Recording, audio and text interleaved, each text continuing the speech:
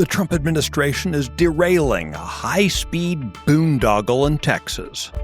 This is Wednesday, April 16th, 2025.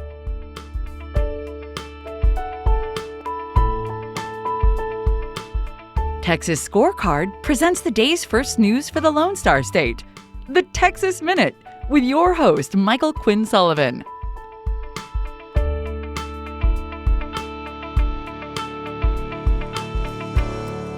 Well, we've made it to Wednesday. Thanks for spending part of it here with the Texas Minute.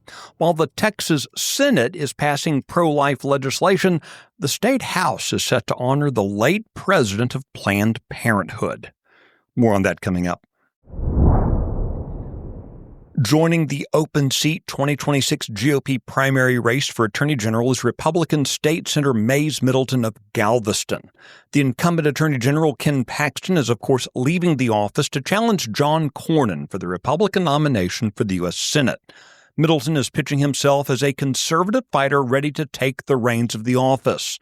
Middleton has refused to take the legislative pension and other benefits of his current office, and he's pledged $10 million of his own money to jumpstart his statewide campaign. Last week, former U.S. Attorney John Bash announced his GOP bid for the office of the Attorney General. Trustees in the Fort Bend Independent School District approved a policy this week designed to protect students from gender indoctrination through changes to curriculum, teacher responsibilities, and regulations governing athletics, bathrooms, and locker rooms. For students, the policy requires athletic participation to be based on biological sex. The policy also mandates that bathrooms and locker rooms remain designated exclusively for individuals of a single biological sex, preventing biological males from entering female facilities and vice versa. Under the new policy, teachers are prohibited from asking students for their preferred pronouns. Additionally, schools will be required to notify parents of any student requesting name or pronoun changes that don't align with their biological sex. The policy also bars district staff from diagnosing gender dysphoria, reinforcing the notion that the district is not to act as a health care provider for students without parental consent. The U.S. Department of Transportation has officially terminated a $63.9 million federal grant intended for the planning and development of a controversial high-speed rail line between Dallas and Houston. Transportation Secretary Sean Duffy said the move will save taxpayers millions while allowing Amtrak to focus on improving its existing operations. The Texas Central Railway project has faced strong opposition from landowners and lawmakers since it was first proposed back in 2009.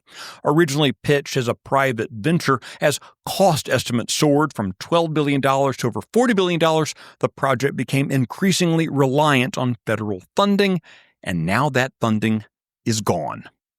The Texas Minute, though, will be right back. Do you feel increasingly isolated? Like the world has gone insane and you are part of one small, clear-headed remnant? Let me be the first to tell you, you're not alone.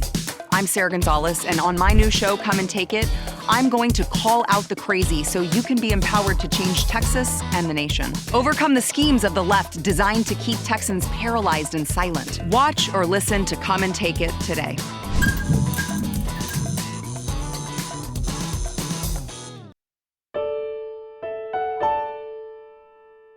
Texas has a reputation of being a pro-life state, and both chambers of the legislature have commanding majorities of Republicans who campaign as pro-lifers.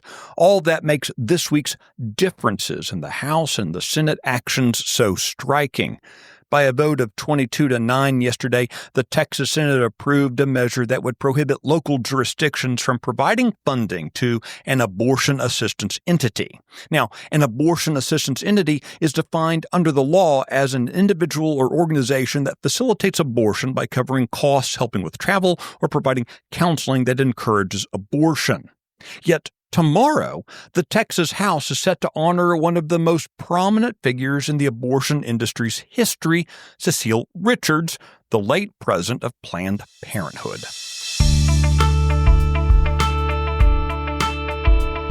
You can find details on all the stories mentioned today and keep up with the latest news by visiting TexasScorecard.com. This edition of the Texas Minute was based on the original reporting of Brandon Waltons, Michael Wilson, Joseph Trimmer, and Luca Cacciatore. It was produced by Nick Shepard. I look forward to seeing you out around the Lone Star State. Have a great day.